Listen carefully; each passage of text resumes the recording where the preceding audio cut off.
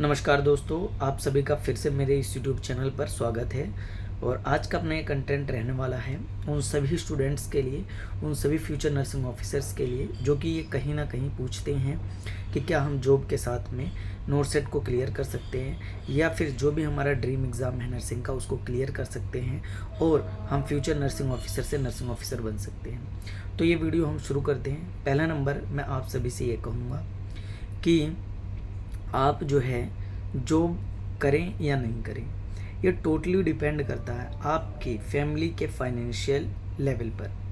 For example, घर में मैं ही कमाने वाला हूँ और अगर मैं कमाता हूँ तो मेरे घर का खर्चा चलता है, तो मुझे ऑब्वियस सी बात है नौकरी करनी पड़ेगी। दूसरी बात आती है कि अगर मेरे घर का फाइनेंशियल इश्यूज बिल्कुल लेवल मेंटेन है, अगर मैं 6 महीने नहीं नौकरी करता हूँ नर्सिंग करने के बाद और तैयारी करता हूँ सिर्फ, फिर भी मेरे घर की जो है स्टेबिलिटी बिल्कुल मेंटेन रहेगी, तो मुझे नहीं करना चाहिए और मुझे तैयारी करना चाहिए। दोनों के लिए अलग अलग बात। अब देखो, ऐसा नहीं है कि कोई भी इंसान अगर वो नौकरी कर रहा है तो नौकरी के साथ में वो अपने ड्रीम को नहीं पा सकता। बहुत सारे एग्जाम्पल हैं, आप नर्सिंग से अलग भी चले जाइए, कितने सारे आईएएस बने हैं, पीसीएस हैं, वो उन सभी ने अपने उस टारगेट को अचीव करा नौकरी के साथ साथ। देखो, मैं भी नर्सिंग ऑफिसर बनने से पहले सीएचओ था, उससे पहले टीचर था। तो मैं अपने उस टीचिंग के टाइम पर, सीएचओ के टाइम पर रहते हुए मैंने अपने इस टारगेट को अचीव किया।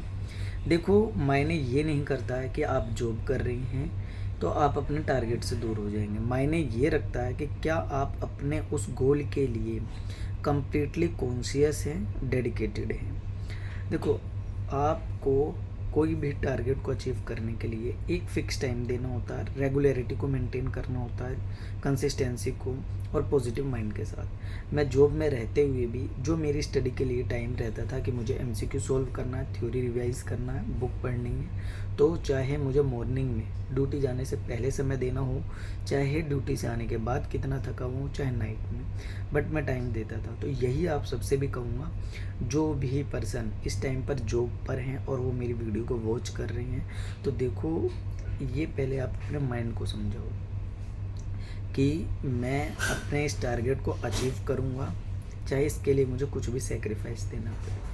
अगर आपका फाइनेंशियल इशू सही है तो आप जॉब को क्विट कर दें, 6 महीने के लिए शिद्दत से पढ़ाई करें।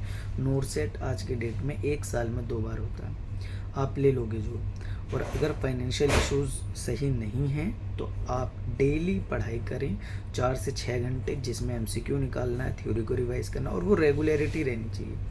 जॉब से चाहे आने से पहले, चाहे जॉब पे आने के बाद आपको पढ़ना है तो पढ़ना है। किसी की तरफ ध्यान ना दें, सिर्फ और सिर्फ अपने उस गोल के लिए डेली एक क्या करें, प्लान तैयार करें कि आज मुझे ये अचीव करना, इतने एमसीक्यू निकालने, ये थ्योरी पढ़ना, ये सब्जेक्ट के एमसीक्यू निकालने हैं और ये चीज़ें मुझे रिवाइज करनी है।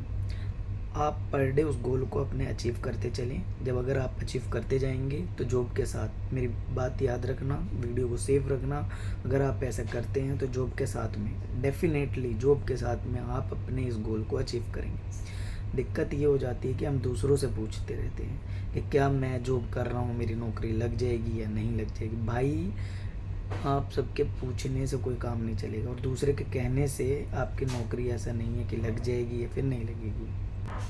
ये मेन बात होती है हमारे सेल्फ कॉन्फिडेंस पर और उस गोल के लिए हम कितना मेहनत कर रहे हैं उस चीज़ पर। अगर आप मेहनत कर रहे हैं गोल के लिए, प्रतिदिन हार्डवर्क चल रहा है आपका, बढ़ रहे हैं, सेल्फ कॉन्फिडेंस है, पॉजिटिविटी है, तो किसी से पूछने की ज़रूरत नहीं है। आप करते जाओ, एक समय आएगा कि आपको आपका टारगेट एम्स मिल जाएगा और जो भी आपका स्टेट गवर्नमेंट एग्ज़ाम है नर्सिंग का, वो सारी चीज़ें क्लियर हो जाए। जीवन में जितने भी लोग महान बने हैं वो सभी, ऐसा नहीं है कि उन्होंने सेक्रीफाइस नहीं दिया। अगर आप जॉब के साथ में कर रहे हैं तो शायद ऊपर वाले ने आपको एक मौका और दिया है कि आप जो है दूसरों से बढ़कर कुछ काम कर सकते हैं। और वो तो कहावत आपने सुनी होगी कि ऊपर वाला हमेशा टास्क उसी को बेहतरीन देता है जो कि इस ज़िंदगी का बेहतरीन खिलाड़ी होता है। तो वही अपने आप को मान कर चलें। जब डॉक्टर एपीजे अब्दुल कलाम थे तो उनके भी टाइम में बहुत सारी सेक्रीफाइसेस थी। रात में स्ट्रीट लाइट के नीचे बैठकर पढ़ाई करते थे। उन्होंने ये नहीं कहा, किसी से पूछा नहीं क्या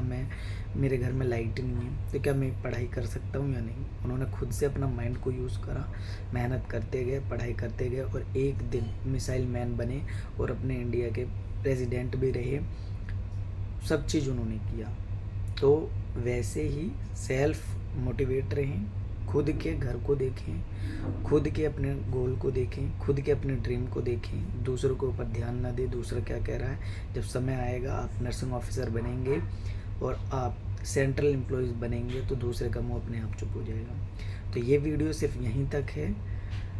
मैं यही कहूँगा कि खुद को कर खुद बुलंद इतना कि खुदा भी कहे बता तेरी रज़ा क्या है।